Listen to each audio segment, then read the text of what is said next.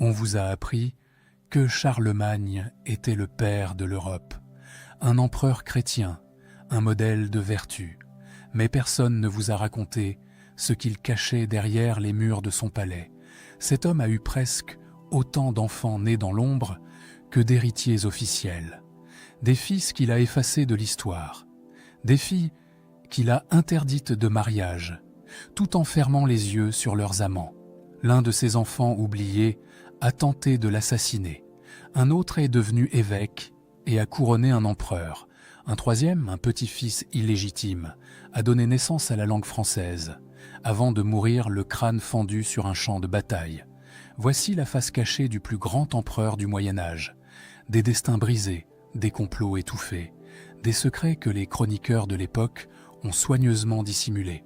Et ce que vous allez découvrir va changer à jamais votre vision de Charlemagne. Dites-moi en commentaire d'où vous regardez cette vidéo. Et si l'histoire cachée de la France vous fascine, abonnez-vous maintenant.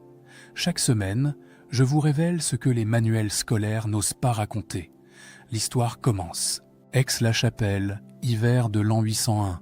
La neige recouvre les toits du palais impérial. Les torches projettent des ombres dansantes sur les murs de pierre. Dans une chambre à l'écart des appartements officiels, loin des regards de la cour, une femme vient de donner naissance à un garçon. Cette femme s'appelle Régina. Son nom n'apparaîtra jamais dans les grandes chroniques de l'Empire. Elle n'est ni reine, ni princesse, ni même noble de haut rang. Elle est ce que les textes de l'époque appellent pudiquement une concubine, une femme de l'ombre. L'enfant qui vient de naître sera baptisé Drogon. Il porte le sang du maître de l'Occident, car son père, âgé de 59 ans, cette nuit-là, règne sur un empire qui s'étend des Pyrénées jusqu'à l'Elbe, de la mer du Nord jusqu'aux portes de Rome. Cet homme, c'est Charlemagne, l'empereur couronné par le pape un an plus tôt, le protecteur de l'Église, le législateur qui impose à ses sujets le mariage chrétien, l'union sacrée, la fidélité conjugale, le même homme qui, cette nuit d'hiver, tient dans ses bras un fils né hors des liens du mariage. Et ce n'est pas le premier. Voici ce que l'histoire officielle ne vous a jamais raconté. Charlemagne, le père de l'Europe, le modèle des rois chrétiens, a eu presque autant d'enfants illégitimes que d'enfants légitimes. 8 d'un côté, 7 de l'autre, des filles et des garçons, en proportion presque égale. Cette vérité, nous la connaissons grâce à un homme qui a vécu dans l'intimité de l'empereur, un secrétaire, un confident, un témoin direct des secrets du palais. Il s'appelait Eginhard. 20 ans après la mort de Charlemagne, il a pris la plume pour écrire sa biographie, la Vita Caroli, la vie de Charles. Dans ce texte, Eginhard énumère avec une précision troublante les différentes femmes que Charlemagne a eues au cours de sa vie. Il distingue soigneusement les épouses des concubines. Il note les enfants nés de chaque union. Il donne des noms, des dates, des détails. Mais ce qu'Eginhard révèle d'une main, il le cache de l'autre. Car si les enfants des concubines sont bien mentionnés dans sa chronique, leur avenir reste volontairement flou. Leur destin n'intéresse pas le biographe officiel, comme s'ils n'avaient donc pas vraiment compté, comme s'ils n'avaient jamais existé. Pourtant, ils ont existé, et certains d'entre eux ont marqué l'histoire bien plus profondément que leurs demi-frères légitimes. Reprenons depuis le début. Charlemagne a eu au moins 5 épouses officielles au cours de sa vie, 5 femmes qui ont porté le titre de reine. Imiltrude, Désirée de Lombardie, Hildegarde, Fastrade, Liutgarde. Certaines ont été aimées, d'autres ont été répudiées. L'une d'entre elles, Hildegarde, lui a donné 9 enfants en 11 ans de mariage, avant de mourir d'épuisement à 26 ans. Mais après la mort de sa dernière épouse légitime, Liutgarde, en l'an 800, Charlemagne ne s'est plus remarié. Il avait alors près de 60 ans. Il était au sommet de sa puissance. Et il a choisi de vivre entouré de concubines. Eginhard nous donne leur nom. Madalgarde, qui lui a donné une fille appelée Rothilde.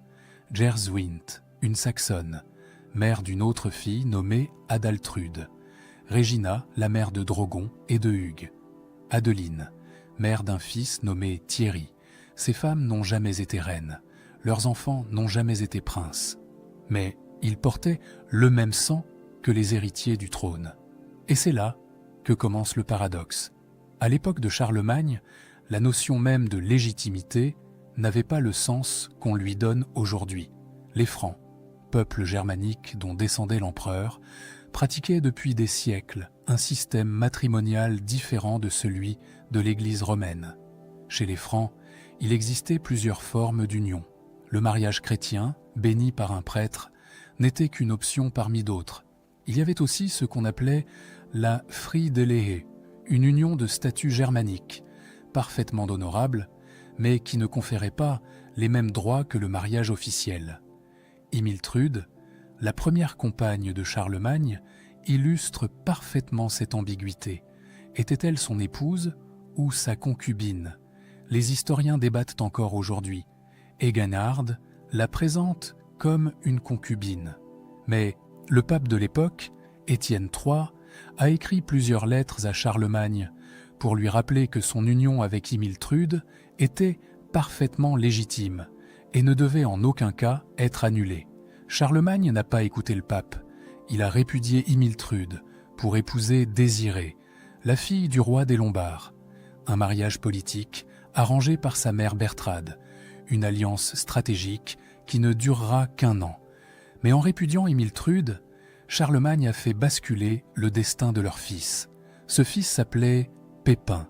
Il était le premier-né de Charlemagne, l'aîné de tous ses enfants, celui qui, selon la tradition franque, aurait dû hériter du royaume. Les chroniques de l'époque nous le décrivent comme un jeune homme, au visage agréable, aux traits harmonieux. Un garçon intelligent, cultivé, éduqué à la cour comme tous les enfants de l'empereur. Un seul détail le distinguait de ses frères, une malformation de la colonne vertébrale. Une bosse, c'est cette difformité qui lui a valu son surnom, Pépin le bossu. Mais ce n'est pas sa bosse qui l'a exclu de la succession, c'est la répudiation de sa mère. Quand Charlemagne a renvoyé Himiltrude pour épouser Désirée de Lombardie, puis Hildegarde, le statut de Pépin a basculé. Du jour au lendemain, il est passé de fils légitime à fils illégitime, d'héritier présomptif à bâtard de la cour. Et en l'an 781, Charlemagne a commis un geste d'une cruauté symbolique immense. Il a fait baptiser son troisième fils, né de son mariage avec Hildegarde, sous le nom de Pépin. Le même prénom, le prénom du grand-père, le prénom royal.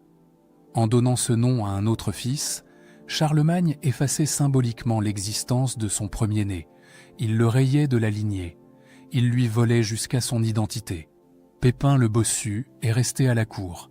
Charlemagne ne l'a pas chassé. Il ne l'a pas enfermé dans un monastère. Il lui a même accordé une forme de préséance sur ses jeunes demi-frères, comme pour adoucir l'humiliation. Mais tout le monde savait, le fils aîné de l'empereur ne serait jamais roi. Sa bosse le disqualifiait aux yeux de certains. Son illégitimité le condamnait aux yeux de tous. Pendant des années, Pépin a vécu dans cette position impossible, ni héritier, ni exclu, présent à toutes les cérémonies, mais absent de tous les plans de succession, témoin de la gloire de son père, mais privé de tout espoir d'en hériter. La colère a grandi en silence, le ressentiment s'est accumulé, et un jour, cette colère a explosé. Ce jour-là, Pépin le bossu a décidé de tuer son père. Été de l'an 792. La chaleur écrase la Bavière. À Ratisbonne, l'une des résidences favorites de Charlemagne, la cour impériale s'est rassemblée. L'empereur prépare une nouvelle campagne militaire contre les Avars, ce peuple des steppes qui menace les frontières orientales de son empire. Pépin le bossu a 23 ans. Depuis plus d'une décennie, il observe ses demi-frères légitimes recevoir des royaumes, des titres, des armées. Charles, l'aîné des fils d'Hildegarde, commande déjà des troupes. Pépin, l'autre Pépin, celui qui porte désormais son nom, règne sur l'Italie. Louis, le plus jeune, gouverne l'Aquitaine depuis l'âge de 3 ans. Et lui, le véritable premier-né, n'a rien. Aucun titre, aucun territoire, aucun avenir. Les chroniqueurs de l'époque sont formels. À cause de son handicap et de son illégitimité, Pépin le Bossu n'est plus considéré comme un candidat sérieux à la succession du royaume des Francs. Il est toléré à la cour, parfois même traité avec égard, mais il sait que jamais il ne portera la couronne. Cette certitude l'a rongé pendant des années. Et cet été-là, à Ratisbonne, des hommes sont venus lui proposer une autre voie. Ces hommes, ce sont des seigneurs francs, des nobles de haut rang, mécontents du règne de Charlemagne. Parmi eux, le comte Theobald, figure influente de l'aristocratie. Leur grief principal ne concerne pas directement l'empereur, il concerne sa femme, Fastrade. La 4e épouse de Charlemagne est une femme que les chroniques décrivent sans aucune indulgence, orgueilleuse, dure, cruelle même. Elle aurait poussé son mari à s'acharner sur les Saxons vaincus. Elle aurait exigé des châtiments d'une sévérité inhabituelle. Elle aurait semé la terreur parmi les courtisans. Vrai ou exagéré, cette réputation a cristallisé les rancœurs. Les nobles qui entourent Pépin le Bossu détestent la reine. Ils la tiennent responsable de l'injustice et de la dureté qui règnent désormais à la cour. Et ils ont décidé d'agir. Leur plan est simple, brutal, définitif. Ils vont assassiner Charlemagne, ils vont tuer Fastrade, ils vont éliminer les 3 fils légitimes nés d'Hildegarde, Charles, Pépin d'Italie et Louis. Et ils vont placer Pépin le Bossu sur le trône. Un roi manipulable, pense-t-il, un souverain qui leur devra tout, un homme brisé par des années d'humiliation, prêt à accepter n'importe quelle condition pour enfin porter la couronne qui lui a été volée. Pépin le Bossu a accepté. Le complot a été minutieusement préparé. Les conjurés se sont réunis en secret. Ils ont fixé une date, ils ont élaboré leur stratégie. Pendant que Charlemagne partirait en campagne contre les Avars, Pépin simulerait une maladie pour rester au palais. Il rejoindrait alors les conspirateurs, et ensemble, ils frapperaient. Mais quelqu'un a parlé, un homme nommé Fardulf, un clerc d'origine lombarde, attaché au service du palais. Comment a-t-il découvert le complot? Les sources ne le précisent pas. Peut-être a-t-il surpris une conversation. Peut-être l'un des conjurés s'est-il confié à la mauvaise personne. Peut-être Fardulf avait-il des espions parmi les serviteurs. Ce qui est certain, c'est qu'il a prévenu Charlemagne. Le chroniqueur Notker le Bègue, qui écrit à la fin du IXe siècle, donne une version savoureuse de cet épisode. Selon lui, Fardulf serait arrivé en urgence auprès de l'empereur alors que celui-ci était occupé en compagnie de plusieurs jeunes femmes, une scène qui en dit long sur les mœurs de la cour carolingienne. Mais l'ouvrage de Notker n'est pas toujours fiable. Ce qui l'est davantage, c'est la suite des événements. Charlemagne a été profondément affecté par cette révélation. Les annales royales, source officielle de l'époque, rapportent sa réaction avec une sobriété qui laisse deviner l'ampleur du choc. L'empereur avait du mal à admettre que l'aîné de ses fils ait pu envisager de l'assassiner. Non pas un ennemi extérieur, non pas un rival politique, son propre sang, son premier-né, l'enfant qu'il avait vu grandir à la cour pendant plus de 20 ans. Charlemagne a immédiatement annulé sa campagne contre les Avars. Les affaires militaires pouvaient attendre. Cette trahison exigeait une réponse immédiate. À Ratisbonne, l'empereur a convoqué le plaid général, l'assemblée des grands du royaume. Les conspirateurs ont été arrêtés. Ils ont comparu devant leur père. Le procès a été rapide. Tous ont été déclarés coupables de haute trahison. Tous ont été condamnés à mort. Mais le cas de Pépin le Bossu posait un problème particulier. Exécuter les nobles rebelles, c'était appliquer la justice. Exécuter son propre fils, c'était autre chose. Un geste lourd de conséquences, un aveu d'échec paternel, une tache indélébile sur la légende dorée de l'empereur. Charlemagne a hésité. Les sources suggèrent qu'il a longuement réfléchi avant de prendre sa décision. et finalement, il a choisi la clémence. La sentence de mort a été commuée. Pépin le Bossu ne serait pas exécuté. Il serait tonsuré, c'est-à-dire que ses cheveux seraient coupés selon le rite monastique, signe visible de son retrait du monde. Et il serait enfermé à vie dans un couvent. Éginhard rapporte les mots exacts de la décision impériale. Le roi l'autorisa à recevoir la tonsure au couvent de Prüm et, selon le désir qu'il avait exprimé, à s'y consacrer à la vie religieuse. Cette formulation est intéressante. Elle suggère que Pépin lui-même aurait demandé à entrer dans les ordres. Une façon élégante de présenter l'exil forcé comme un choix personnel, une réécriture de l'histoire en temps réel. Le couvent de Prüm se trouve dans l'actuelle Rhénanie-Palatinat, en Allemagne. C'est là que Pépin le Bossu a passé les 19 dernières années de sa vie. 19 ans de silence, 19 ans d'oubli, 19 ans à prier, à méditer, à vieillir entre les murs froids d'une abbaye. Les chroniques ne parlent plus de lui après sa condamnation. Pas une mention, pas une visite de son père, pas un mot sur ses conditions de détention, comme s'il avait cessé d'exister le jour où il a été tonsuré. Il est mort en l'an 811, probablement de la peste selon certaines sources. Il avait environ 42 ans. 3 ans plus tard, Charlemagne mourait à son tour. Le père et le fils ne s'étaient jamais revus. Les historiens modernes se sont longuement interrogés sur cette affaire. Le complot de 792 était-il vraiment l'œuvre de Pépin le Bossu ?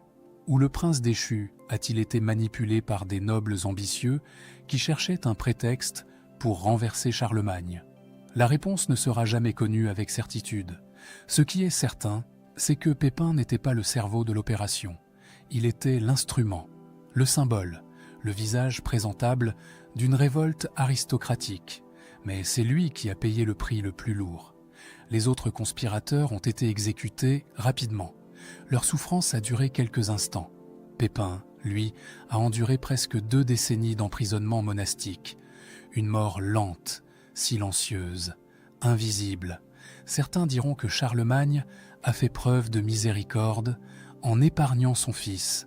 D'autres y verront une cruauté plus raffinée, car l'empereur n'a pas seulement condamné Pépin à vivre, il l'a condamné à être oublié.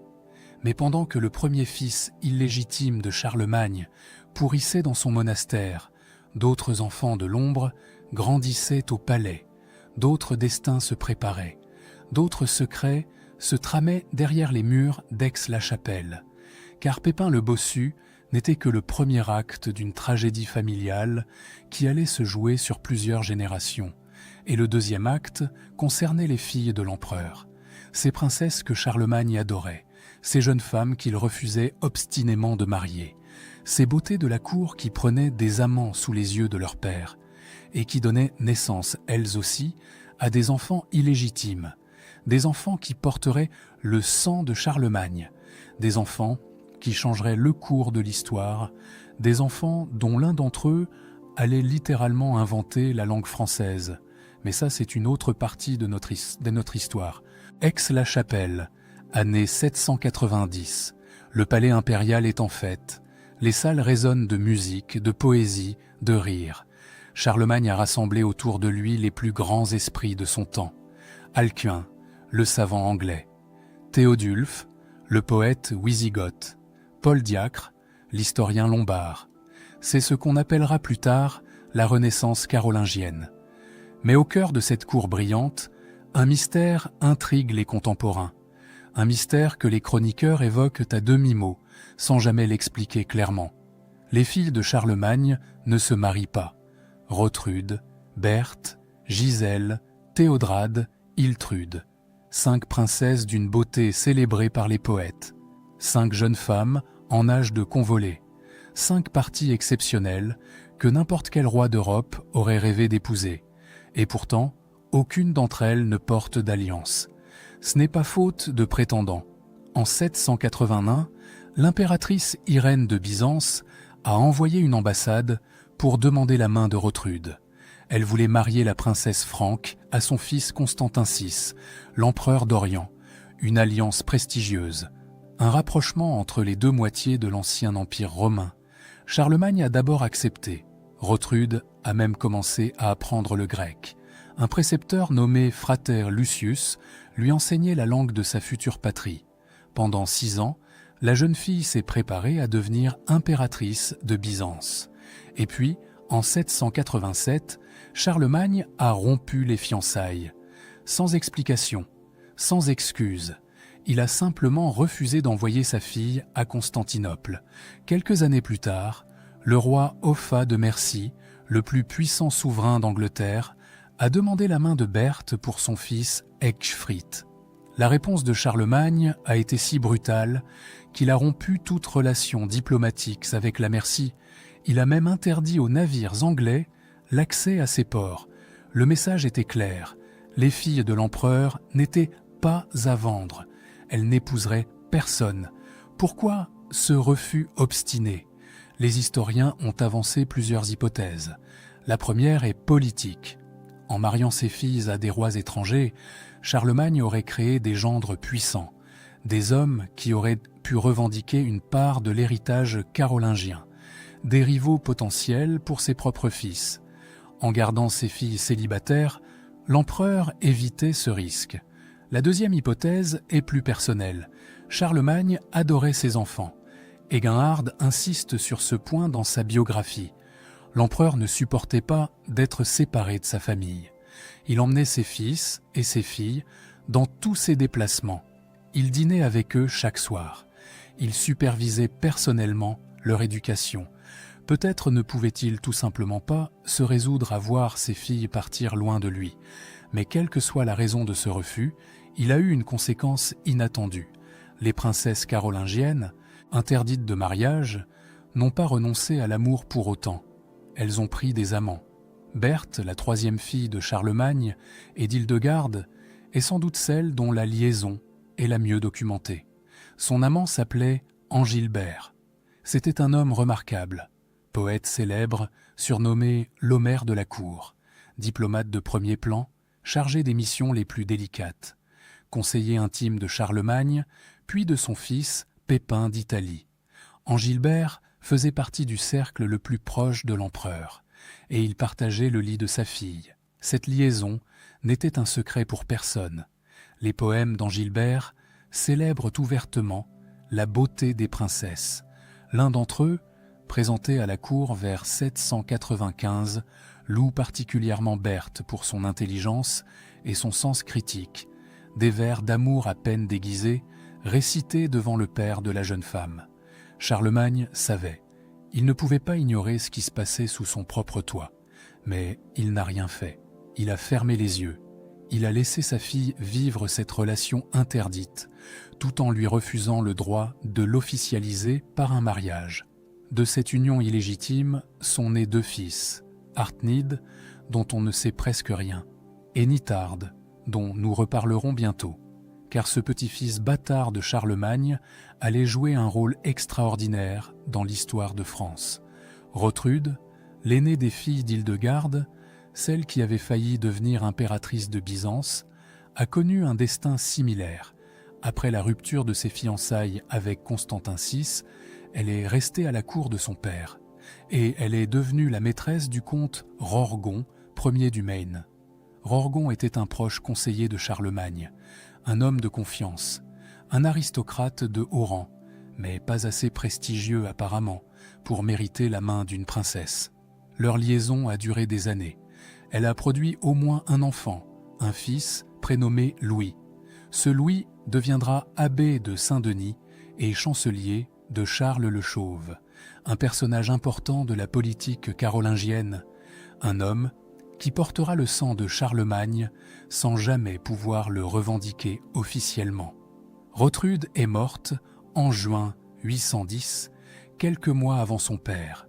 Les chroniques la décrivent comme une femme lettrée et érudite, une intellectuelle dans un monde dominé par les guerriers, mais aussi une mère célibataire, condamnée à élever son fils dans l'ombre.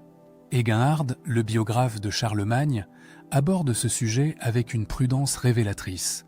Il affirme qu'aucune des filles de l'empereur n'a été mariée.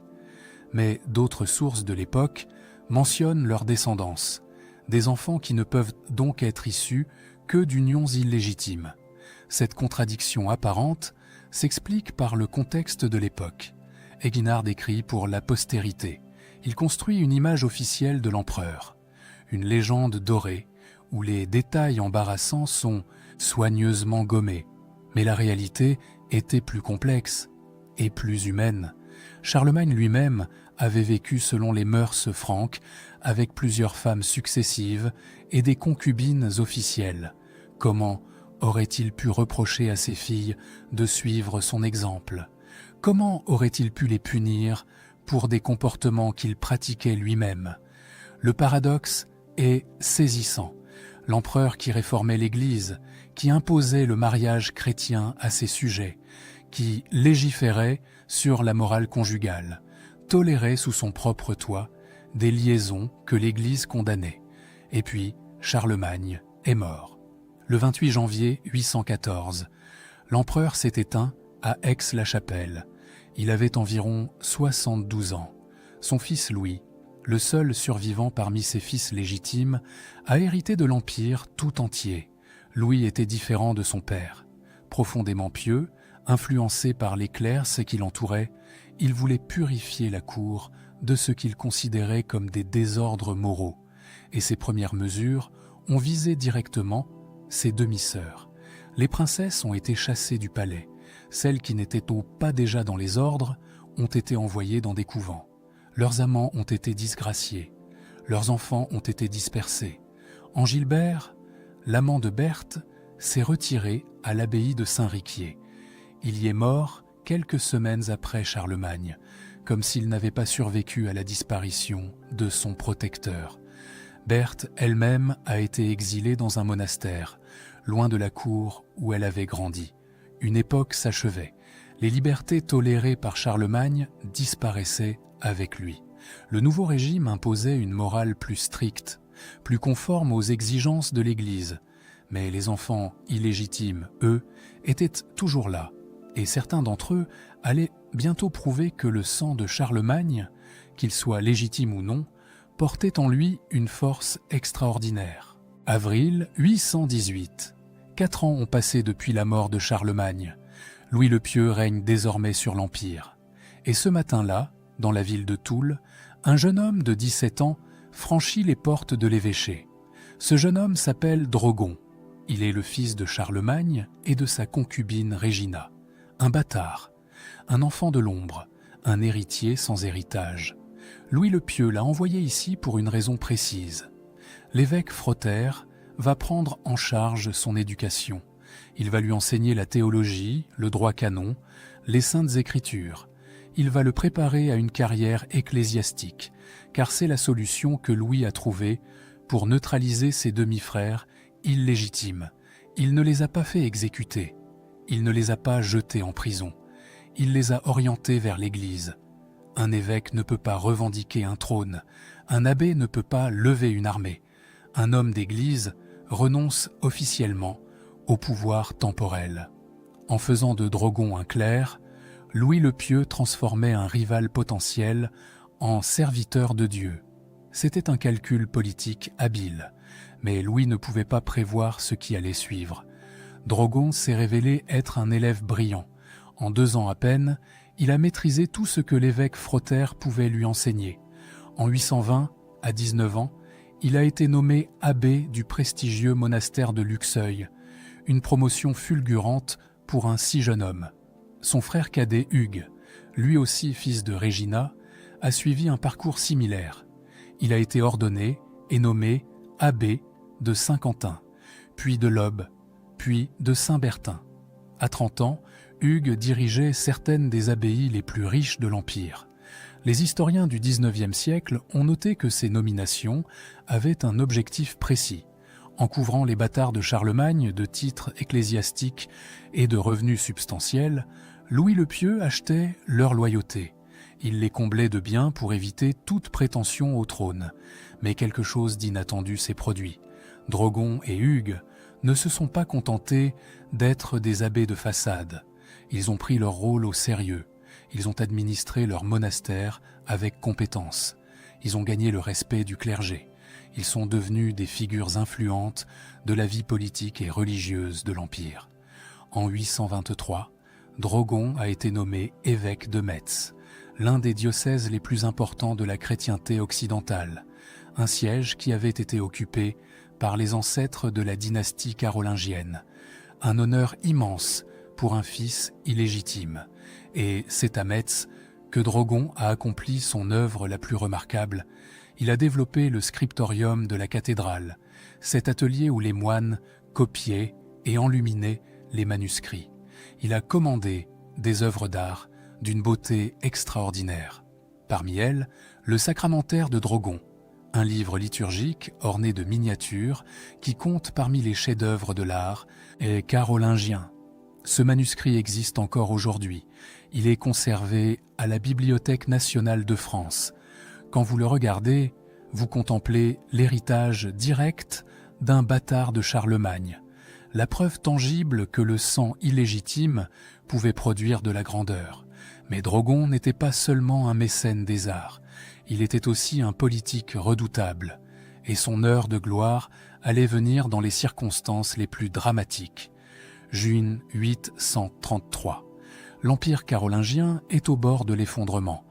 Les trois fils légitimes de Louis le Pieux, Lothaire, Louis et Pépin, se sont révoltés contre leur père. Ils lui reprochent d'avoir modifié les règles de succession pour avantager Charles, le fils de sa seconde épouse Judith. Les armées se font face en Alsace, près de Colmar. D'un côté, Louis le Pieux et ses fidèles. De l'autre, ses trois fils rebelles, soutenus par une grande partie de l'aristocratie et de l'épiscopat. Ce qui s'est passé ensuite restera dans l'histoire sous un nom infamant, le chant du mensonge. En 3 jours, les partisans de Louis le Pieux l'ont abandonné un par un. Les évêques ont changé de camp. Les comtes ont trahi leur serment. Les soldats ont déserté. L'empereur s'est retrouvé seul, ou presque, face à ses fils triomphants. Louis le Pieux a été capturé. Il a été conduit à Soissons. Là, dans une cérémonie humiliante, il a été contraint de revêtir l'habit de pénitent. Il a été déclaré indigne de régner. Il a été déposé. Lothaire, le fils aîné, a pris le pouvoir. L'Empire semblait avoir changé de main. Mais tous les évêques n'avaient pas trahi. Drogon de Metz était resté fidèle à son demi-frère. Pendant les mois qui ont suivi, il a travaillé dans l'ombre. Il a tissé des alliances. Il a convaincu Louis le Germanique et Pépin, les 2 fils cadets, que Lothaire cherchait à les évincer. Il a retourné les rebelles contre leur chef. En février 834, la coalition s'est effondrée. Lothaire a dû fuir et Louis le Pieux a été libéré. Le 1er mars 834, dans la cathédrale de Metz, une cérémonie solennelle a eu lieu. L'empereur déchu a été restauré dans ses fonctions. La couronne a été replacée sur sa tête. Et c'est Drogon, le fils illégitime, qui a présidé la cérémonie. Le bâtard couronnait l'empereur légitime. Le fils de la concubine restaurait le fils de la reine. L'ironie de l'histoire était à son comble. Les années suivantes ont confirmé l'influence de Drogon. Il est devenu archichapelain de Louis le Pieux, c'est-à-dire le chef de sa chancellerie religieuse. Il a accompagné l'empereur dans tous ses déplacements. Il a participé aux décisions les plus importantes de l'Empire. En 844, le pape Serge II l'a reçu à Rome. Il lui a conféré le titre de vicaire du Saint-Siège en Gaule et en Germanie. Il lui a remis le pallium, cet ornement réservé aux archevêques les plus éminents. Un honneur extraordinaire pour un homme que sa naissance aurait dû condamner à l'obscurité. Mais pendant que Drogon accumulait les honneurs, son frère Hugues connaissait un destin plus tragique. Hugues était resté fidèle lui aussi à Louis le Pieux, puis à Charles le Chauve, après la mort de l'empereur. Il avait combattu pour défendre l'unité de l'Empire contre les ambitions de Lothaire. Il avait mené des armées.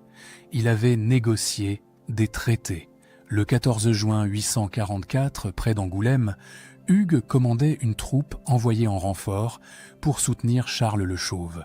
Face à lui, les forces de Pépin II d'Aquitaine, alliés de Lothaire. La bataille a été brève et sanglante. Hugues est tombé. Le fils illégitime de Charlemagne est mort les armes à la main, à 42 ans, en défendant l'héritage de son père. Drogon a survécu 11 ans à son frère. Il a continué à servir l'Église et l'Empire jusqu'à la fin, le 8 décembre 855, alors qu'il se rendait à l'abbaye de Luxeuil, dont il était toujours l'abbé. Il s'est noyé accidentellement dans un cours d'eau en crue. Il avait 54 ans. Il avait été évêque pendant 32 ans. Il laissait derrière lui des manuscrits enluminés, des églises restaurées, une cathédrale embellie, et le souvenir d'un homme qui avait prouvé que la bâtardise n'était pas une malédiction, car voilà la vérité que l'histoire officielle a longtemps occultée. Charlemagne ne faisait aucune différence entre ses enfants légitimes et illégitimes dans leur éducation. Il les aimait tous, il les élevait tous ensemble. Il leur donnait à tous les mêmes chances de s'instruire et de se cultiver. La différence venait après. Elle venait des lois, elle venait de l'Église, elle venait d'une société qui classait les êtres humains selon les circonstances de leur naissance. Mais le talent, lui, ne connaît pas ses frontières. Et les enfants de l'ombre ont souvent brillé plus fort que ceux de la lumière. Strasbourg, 14 février 842. Deux armées se font face sur les rives du Rhin. D'un côté, les troupes de Louis le Germanique. De l'autre, celles de Charles le Chauve. Ces deux hommes sont frères. Ils sont les petits-fils de Charlemagne. Et ils viennent de vaincre leur frère aîné, Lothaire, à la bataille de Fontenoy. Mais la guerre n'est pas finie. Pour sceller leur alliance, Louis et Charles doivent d'aller prêter serment devant leurs armées respectives. Un serment solennel, public, irrévocable. Et c'est là qu'un homme intervient. Un homme qui se tient en retrait, qui observe, qui prend des notes. Un homme qui va accomplir ce jour-là un geste dont il ne mesure probablement pas la portée. Cet homme s'appelle Nithard. Il est le fils de Berthe et d'Angilbert, le petit-fils illégitime de Charlemagne, un bâtard né d'une liaison interdite entre une princesse et un poète. Et ce jour-là, à Strasbourg, Nithard va donner naissance à la langue française. Pour comprendre ce qui s'est passé, il faut revenir quelques années en arrière. Nithard est né vers l'an 800, probablement à Aix-la-Chapelle. Son père Angilbert était alors au sommet de sa gloire. Sa mère Berthe vivait encore au palais, auprès de Charlemagne. L'enfant a grandi dans l'intimité de la cour impériale, entouré de savants, de poètes, de théologiens. Mais sa position était fragile. Il n'était pas prince. Il n'avait aucun droit à la succession. Il portait le sang de l'empereur sans pouvoir le revendiquer.